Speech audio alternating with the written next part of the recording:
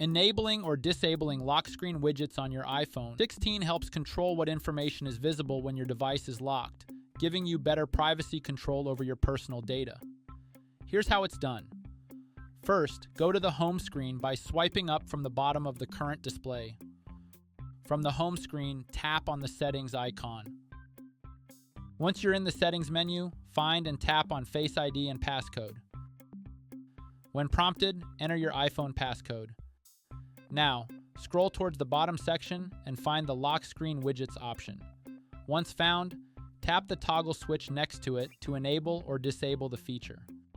When disabled, your widgets won't be visible or accessible from the lock screen, even if they're set up. This can help reduce distractions and improve battery life by preventing unnecessary background processes and screen wake-ups.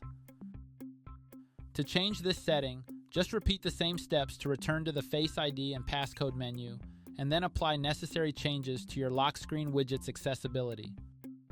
And that's it. Please subscribe to this channel if you found this video helpful. Thank you for watching, and stay tuned for more videos like this.